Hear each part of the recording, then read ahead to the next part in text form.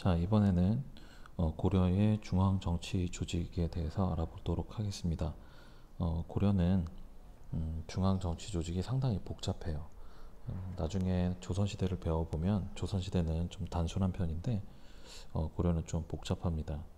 어, 그 이유는 고려의 경우에는 예전부터 내려오던 우리의 전통 그리고 이제 중국에서 들어온 영향 등이 결합이 되면서 그랬는데요. 그 중에서도 특히 이제 당나라하고 송나라의 제도가 섞이면서 더욱더 이제 학생들 입장에서는 괴롭게 만들었습니다. 자, 그러면 이제 하나씩 볼까요?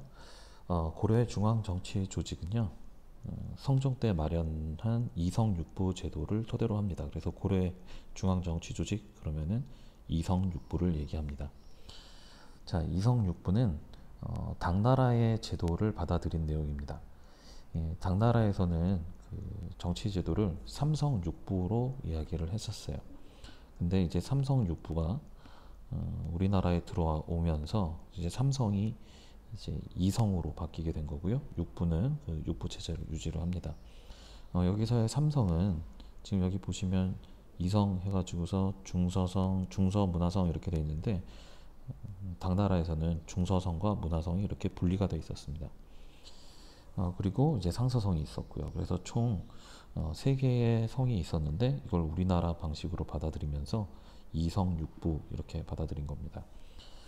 중서문화성의 가장 높은 사람은 문화시중이라고 불렸고요. 요즘으로 치면 수상, 총리 같이 국정을 총괄하는 그런 기능을 갖고 있었고요.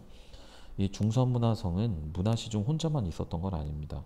그래서 제일 높은 사람이 문화시중이긴 하지만 그 밑으로는 재신과 낭사라고 하는 신하들이 있었어요. 재신과 낭사가 있었는데 이 중에서 재신은 좀 고위 관료들이고요. 낭사는 실무를 담당하는 관료들입니다.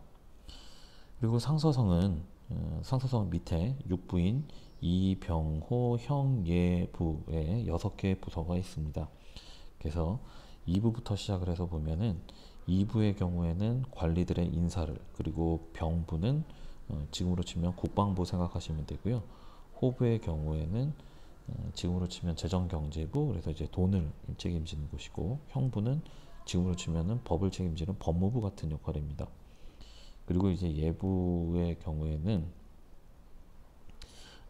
지금으로 치면은 교육부하고 외교부가 결합되어 있는 형태라고 생각하시면 될 것 같아요. 그리고 여기 지금 취수로 빠졌는데 공부가 있습니다. 공부. 공부의 경우에는 지금 건설교통부라고 생각하시면 될 것 같아요. 그래서 얼핏 보기에는 중서문화성의 문화시중이 제일 높은 사람이라고 하지만 이 육부가 속해 있는 상서성이 상당히 힘이 셀 것 같아 보이는데요. 실제로는 권한이 이 육부의 이제 그 높으신 분들에게 다 집중이 되어 있었기 때문에 중서문화성에서 결정을 하면 육부가 움직이는 그러면 중간에서 상서성은 이 명령을 전달시켜주는 역할을 하고 있었다라고 생각하시면 되겠습니다. 자, 그런데요, 이것만 있으면 얼마나 좋았겠어요. 그런데 고려에는 다른 제도가 하나 더 있었습니다. 바로 중추원이라는 기구입니다. 자, 중추원이라는 기구는 이거는 송나라에서 들어왔었던 송해제도입니다. 이제 송해제도도 받아들인 거예요.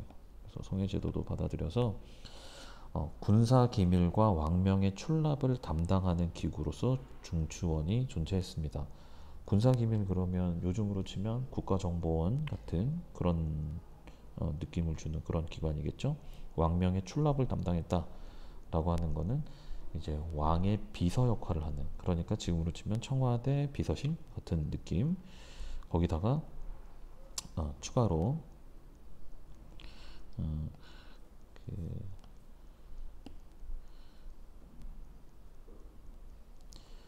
추가로 중추원은 청와대 비서실 국가정보원 그리고 어, 그 뭐라고 해야 되죠? 군대를 통솔하는 기능 뭐 이런 것도 일부 들어 있었습니다. 그래서 상당히 강력한 권력 기관이었고요. 그리고 이 부서에서 이제 높은 고위 관료는 추밀이라고 불렀습니다. 높은 관료는 추밀이라고 불렀고 추미라고 불렀고, 실무 관료들은 이제 승선이라고 불렀습니다. 그래서 이제 추밀 그리고 재신 선생님이 왜 표시를 해놨냐면요, 이제 조금 이따가 다시 설명을 드릴게요. 자, 3사라고 하는 기관이 있어요. 이 3사라고 하는 기관은 화폐와 곡식의 출납 및 회계를 담당했다. 이게 뭐냐면 실질적으로 돈이 들어오고 돈이 나가는 걸 관리했다는 거예요.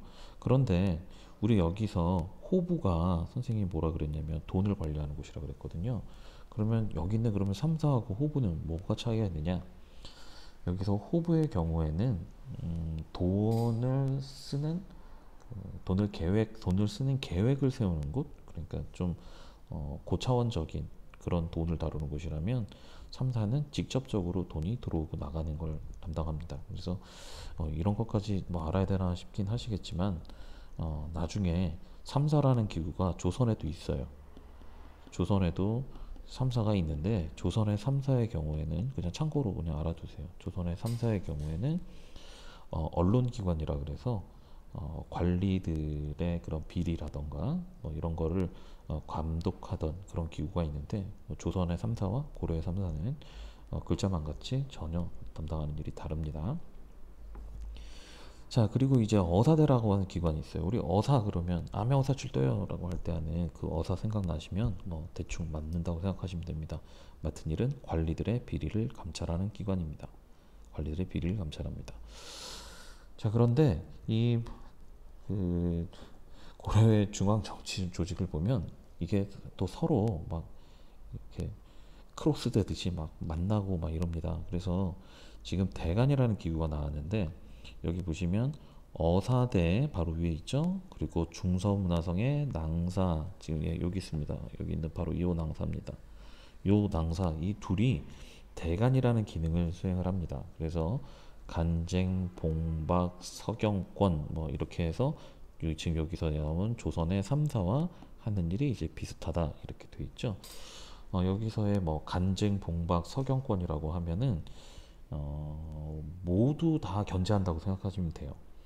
여기에 내용에는 왕의 그런 인사권에 대해서도 뭐라고 합니다. 그러니까 왕이 명령을 내렸을 때 우리 사극 같은 데서 보면 뭐 통촉하여 주시옵소서 아니되옵니다 막 하면서 이제 왕이 하려고 하는 일을 막죠. 그런 일을 주로 했었던 것도 들어가고, 인사에서 누구를 승진시켜야 한다, 누구를 어느 부서로 보내야 한다라고 했을 때 그게 과연 올바른 인사인지 뭐 이런 것도 얘들이 가운데 껴서 얘기를 하기도 하고요.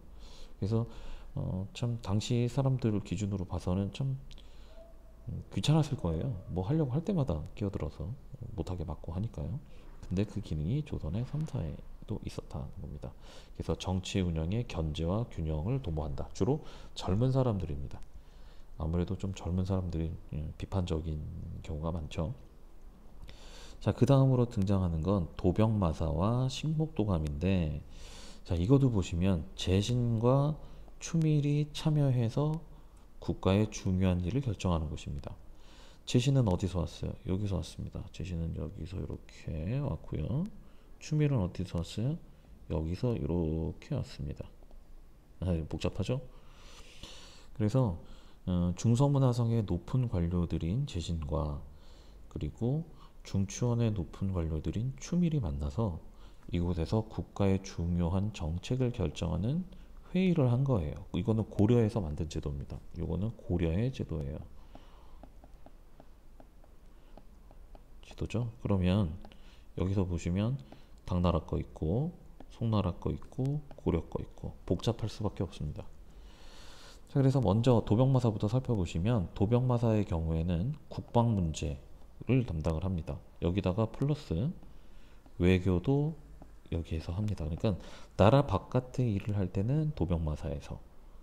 그럼 식목도감에서 뭘 했냐? 그러면 법제와 격식을 제정했다. 이게 무슨 얘기냐면 한마디로 얘기하면 이건 내정이에요. 그러니까 바깥에서 하는 일, 나라 간에 다툼이 생겨요. 그럼 국방이죠. 두 나라 간에 대화를 해요. 외교죠. 그래서 나라 방 일은 도병마사에서, 그리고 나란 일은 식목도감에서 이렇게 했다고 생각하시면 됩니다. 근데 재신과 추밀이 참여했다는 건 똑같아요. 그런데 도병마사에서 모여가지고 외교 얘기하고 식목도감에서 내정 얘기하고 근데 이게 반드시 지켜지지 않죠.